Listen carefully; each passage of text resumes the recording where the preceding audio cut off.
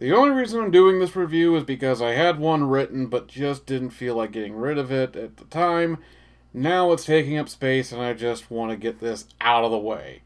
Why don't you tell me someone is loving you? 'Cause you're my girl. Some say it's no longer true. They're saying some slick continental dude.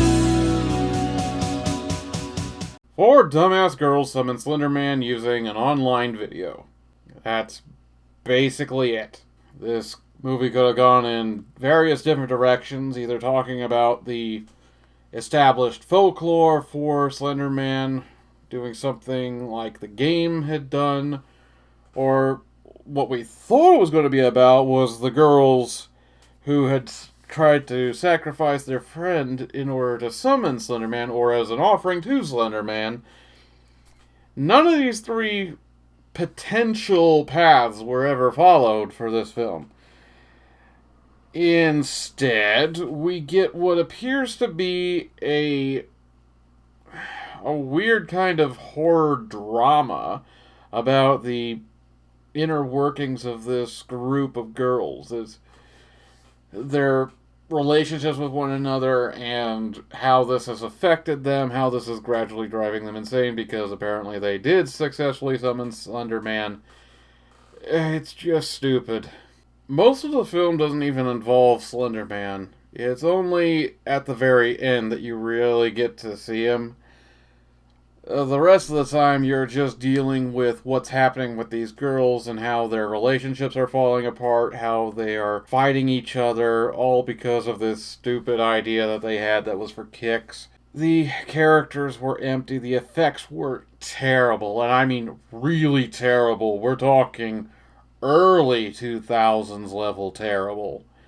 The focus on psychology of the victims rather than Slenderman himself is really just a terrible, terrible way of ruining great potential. Because you didn't even do a good job with the psychology. There were either jump scares or lame images that were supposed to be scary, so it didn't even attempt to make Slenderman himself as imposing and haunting as he deserves to be. Apparently, there was a large amount of the film that was just scrapped. I can't imagine why.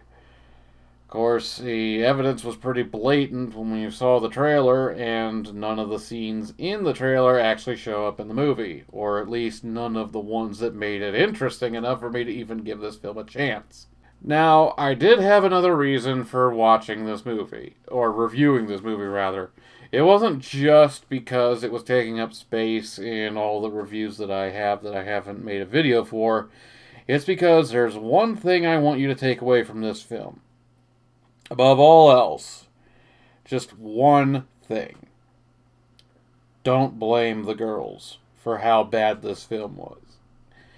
That may seem a little strange that I would say that, but there are people who would often blame the actors and actresses for how badly a film was because they were the face of it.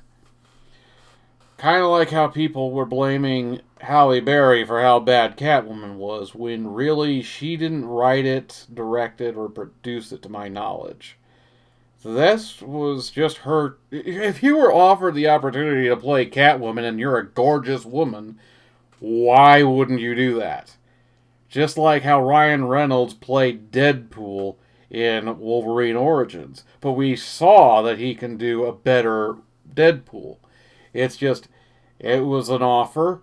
It seemed like a golden opportunity, so they took it. At the time, before they started shooting, it must have seemed great. It's only when the final product really got to theaters that they realized there was a horrible mistake that had gone on. So, consider this.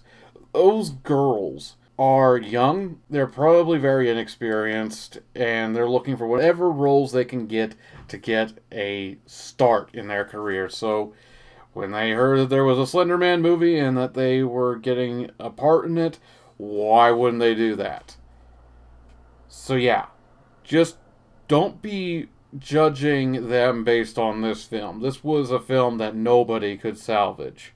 It was not written anywhere near as well as it needed to be even decent. So, with that in mind, I give Slenderman from 2018 a 3 out of 10. And I will see you in the next one.